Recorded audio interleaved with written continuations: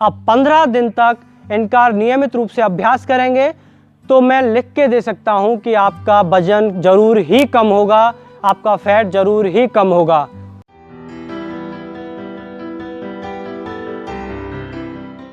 नमस्कार।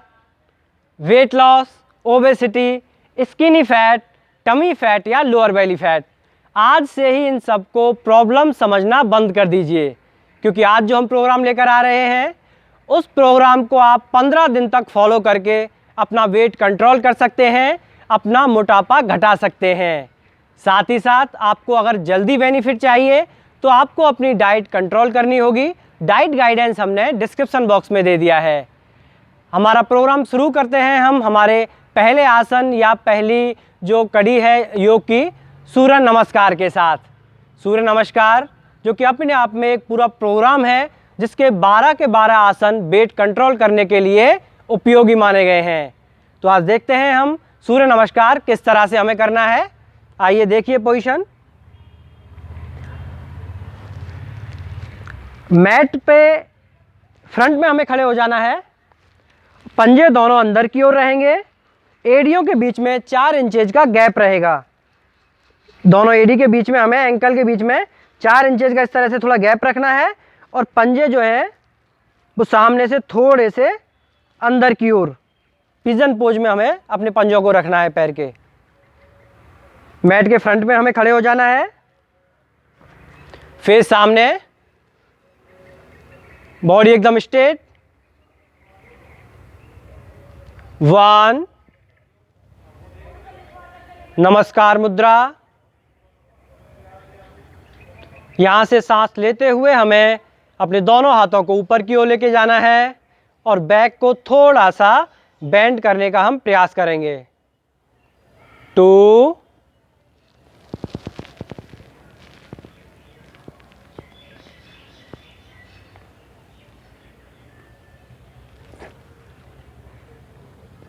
सांस छोड़ते हुए 3, अपने दोनों हाथों को नीचे ज़मीन पे लगाने का प्रयास करेंगे। अपने फोरहेड को घुटनों पे टच करने का प्रयास करें। शुरुआत में अगर आपके हाथ नीचे टच नहीं हो रहे हैं तो यहाँ भी आप रख सकते हैं या अपने घुटने बेंड करके इस तरह से भी आप अपने हाथों को टच कर सकते हैं। ज़रूरी नहीं है कि आप अपने थाइस पे या अपने बैक पर प्रेशर डालें। और अगर आप आसानी से आ पा रहे हैं तो इस तरह से आपको कमर से नीचे आना है झुकते हुए, सांस छोड़ते हुए, दोनों हथेलियां जमीन पे टच, डाउन और अपना फोरहेड टच करना है। यहां से 4, हमें अपना राइट लेग पीछे की ओर लेकर जाना है।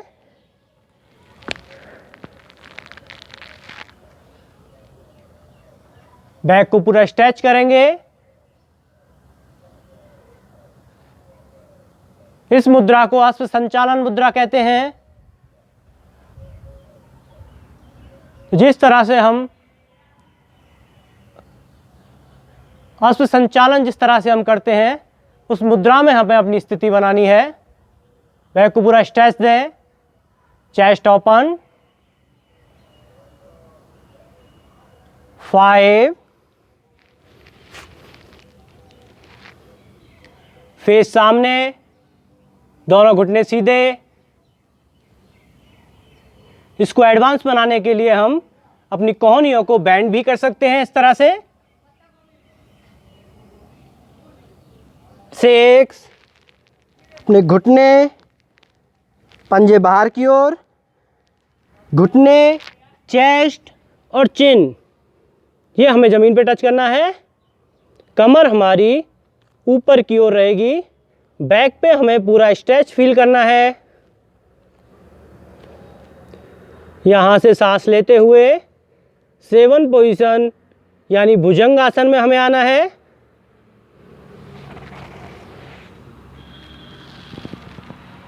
बैक को पूरा स्ट्रेच करें,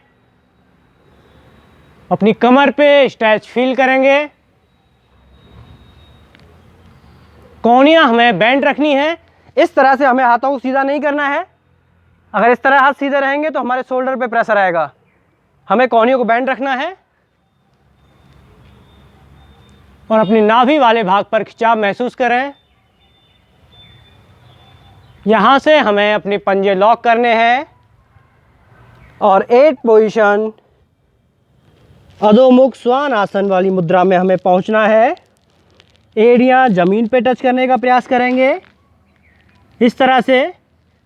अगर एड़ी हम ज़मीन पे टच नहीं कर पा रहे हैं तो हम इस तरह से ऊपर भी रख सकते हैं, या फिर हम अपनी पैरों की जो अंतर है उसको थोड़ा बढ़ा लेंगे, थोड़ा गैप हम बढ़ा लेंगे दोनों पैरों में इस तरह से, तो थोड़ा आसान हो जाएगा हमें अपनी एड़ियों को ज़मीन पर टच करना।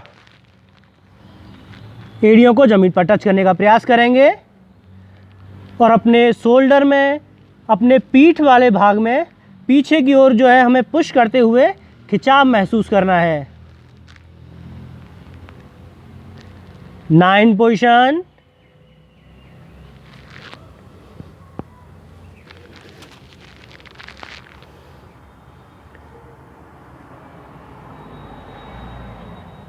बैक को स्ट्रेच दें।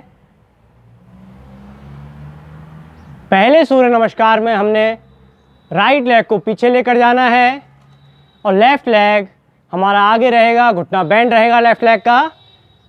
और 9 पोजीशन में भी हमें अपने लेफ़्ट लेग को आगे ही रखना है।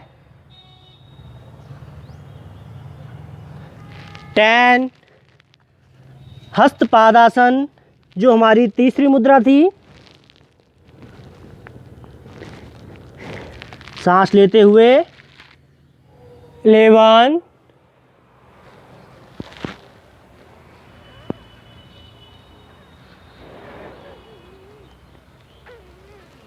एंड 12। ब्रीदिंग नॉर्मल करें,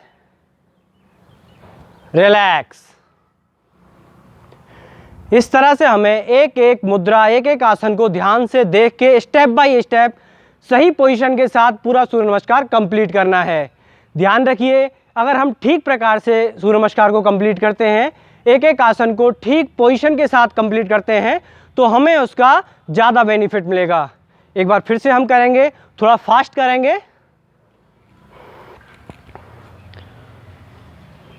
1 2 3 4 5 6 7 8 9 10 11 12। रिलैक्स। पहले सूर्य नमस्कार में हमने राइट लेग पीछे लिया था और दूसरे सूर्य नमस्कार में हमने लेफ्ट लेग पीछे लिया था। यानी हमें एक सूर्य नमस्कार तब कंप्लीट करना है तब 4 पोजीशन में हमें राइट लेग पीछे लेकर जाना है और 9 पोजीशन में भी राइट लेग ही पीछे रखना है हमें। इस तरह से अगर आप पहली बार कर रहे हैं तो आपको 5 सूर्य नमस्कार रोज़ प्रैक्टिस करने हैं और धीरे धीरे दिन प्रतिदिन एक एक सूर्य नमस्कार आप बढ़ाते जाएं अपनी प्रैक्टिस में। हमारा अगला आसन है वीरभद्रासन। वीरभद्रासन के लिए आप अपने मैट के साइड में खड़े हो जाएं इस तरह से। यहाँ से अपना राइट लेग खोलेंगे। आपकी जो कमर है और आपका चेस्ट है वो सामने देखते हुए रहना चाहिए। राइट लेग खोलें राइट साइड और अपने राइट लेग को उठाकर दोनों पैरों के बीच 3 से 3.5 फीट तक का गैप रखें। इस तरह से लेफ़्ट लेग का जो पंजा है आपका वो सामने की ओर देखता हुआ रहे और राइट लेग का जो पंजा है वो राइट साइड, राइट बॉल को देखता हुआ रहेगा ऐसे। और हमें अपना धड़ सामने की ओर रखना है, चेस्ट फेस हमें सामने की ओर रखना है। इस तरह से यहाँ से सांस लेते हुए हमें अपने दोनों हाथों को ऊपर उठाना है। आप शोल्डर लाइन में दोनों हाथ रहेंगे। अपना फेस हमें राइट साइड घुमाना है और अपने चिन को अपने शोल्डर पर टच करने का प्रयास करें। यहाँ से हमें सांस छोड़ते हुए और अपने राइट लेग के घुटने को बेंड करना है। घुटने को बेंड करते हुए हमें अपने राइट लेग के जो अंगूठा है उसके सीध में अपने घुटने को लेकर आना है। इस स्थिति में आपको 30 सेकंड तक होल्ड रखना है। सांस लेते हुए वापस पहले अपना पैर सीधा करेंगे, फिर अपना फेस सामने और अपने हाथ दोनों डाउन। ये आसन हमें 30 second right side, 30 second left side, इस तरह से 3-3 चक्र हमें पूरे करने हैं। यानी कि राइट साइड से 3 बार करना है और लेफ्ट साइड से भी 3 बार करना है। यहीं से हमें लेफ्ट साइड पोजीशन लेनी है। किस तरह से? राइट लेग का जो हमें पंजा है उसे हम अंदर की ओर लेकर आएंगे और सामने की ओर उसका डायरेक्शन करेंगे, और लेफ्ट लेग का जो हमारा पंजा है उसे हम लेफ्ट बॉल की तरफ सीधा खोल देंगे, जैसे हमने पहले राइट साइड किया था। फेस हमारा सामने ही रहेगा, चेस्ट और हमारा जो धड़ है वो सामने की ओर। अगेन सांस लेते हुए आप फेस लेफ्ट साइड लेकर जाएं और अपना चिन शोल्डर पर टच करने का प्रयास करेंगे। सांस छोड़ते हुए यहां से अपने लेफ्ट लेग को हमें बेंड करना है।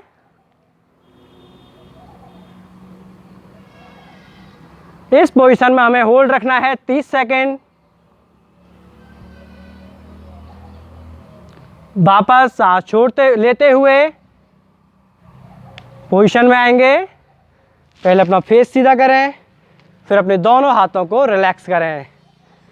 इस तरह से हमें पहले राइट साइड, फिर लेफ्ट साइड 3 बार, यानी 3 बार राइट साइड, 3 बार लेफ्ट साइड, हमें 30-30 सेकंड तक इस आसन को होल्ड करना है। बाकी हम जब प्रैक्टिस करते करते कुछ दिन में हम इस आसन का टाइम भी बढ़ा सकते हैं, यानी हम इसको 1 मिनट तक भी कर सकते हैं। ज़्यादा से ज़्यादा इस आसन में हमें 90 सेकंड तक होल्ड रखना है, उससे ज़्यादा हमें होल्ड नहीं रखना है। हमारा अगला आसन है त्रिकोणासन। त्रिकोणासन के लिए भी हम इस तरह से मैट के कॉर्नर पर खड़े होंगे।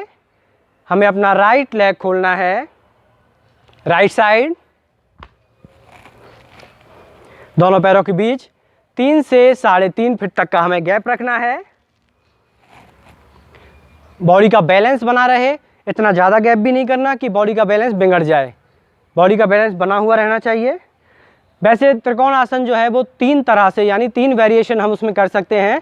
एक नॉर्मल त्रिकोणासन होता है, त्रियक त्रिकोणासन होता है, लेकिन हम अब यहाँ पे नॉर्मल त्रिकोणासन ही करेंगे।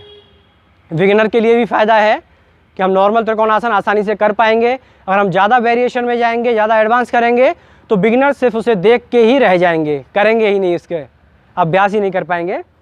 इस आसन को करने के लिए आप जो है ईंट का सहारा भी ले सकते हैं। ये जो ईंट है इसका सहारा भी आप ले सकते हैं और धीरे धीरे आप इसको हटा दीजिए। डायरेक्ट भी आप अपनी जो हथेलियां हैं वो ज़मीन पर टच कर सकते हैं। देखेंगे एक बार पोजीशन। लेफ्ट लेग की जो एडी है और राइट लेग की जो एडी है, एंकल दोनों एक सीध में रहेंगे। इस तरह से आपको देख लेना है। दोनों हाथ साइड में, सांस लेते हुए आप सांस छोड़ते हुए हमें अपनी जो कमर है उसको राइट साइड थोड़ा सा मूव करना है। इस तरह से अगेन सांस लेंगे और सांस छोड़ते हुए हमें अपने राइट हैंड को राइट लेग के पास में लेकर जाना है। कमर से हमें बॉडी को बेंड करना है और अपनी हथेली इस तरह से हमें अपने पैर के पास में टच करनी है। अगर हम आसानी से ये कर पा रहे हैं तो अपनी हथेली को इस तरह बेंड करें और ज़मीन पर अपने पैर के पंजे के पास में टच करने का प्रयास करेंगे। ऐसे ऊपर वाला हाथ जो है वो एकदम सीधे रहेगा। कमर ध्यान रखिए, कमर एकदम सीधी बेंड होनी चाहिए। ऐसे हमें आगे की ओर इस तरह नहीं झुकना है किसी भी तरह से, ना ही हमें पीछे की ओर झुकना है। हमें एकदम ऐसे सीध में रहना है। अगर हम हाथ ऐसे टच नहीं कर पा रहे हैं तो हम एक ईंट का सहारा लेंगे और उसके ऊपर अपने हाथ को इस तरह से जमा सकते हैं। धीरे धीरे जब हम और बेंड हो पाएंगे तो इस ईंट को इस तरह से रख दें और फिर और कुछ दिन बाद इस ईंट को इस तरह से रख दें।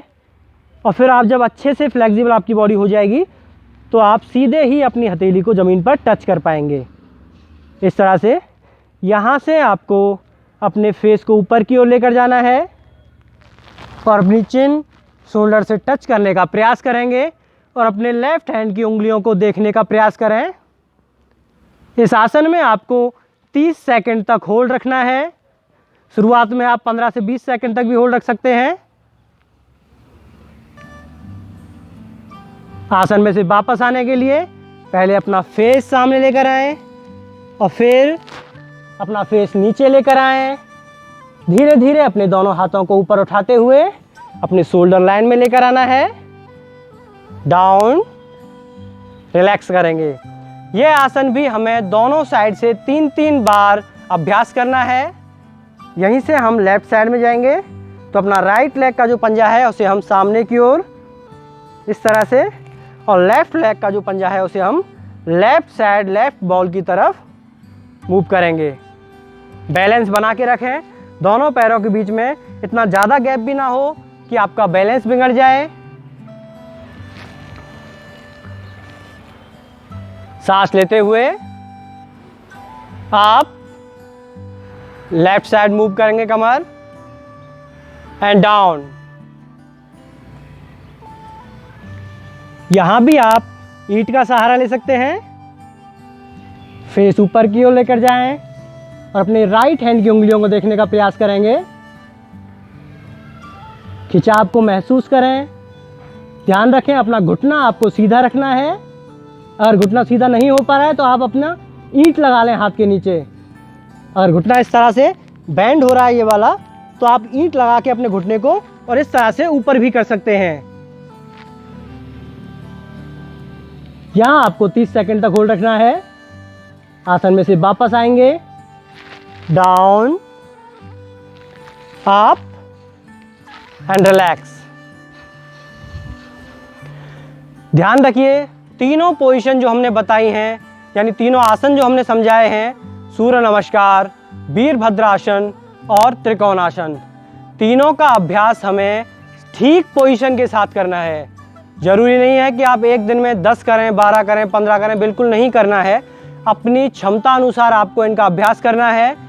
15 दिन के बाद आप हमें कमेंट और मेल करके बता सकते हैं कि आपको क्या बेनिफिट इसके मिले हैं, क्या प्रभाव आपकी बॉडी में इससे पड़ा है।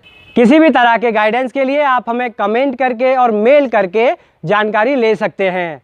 धन्यवाद।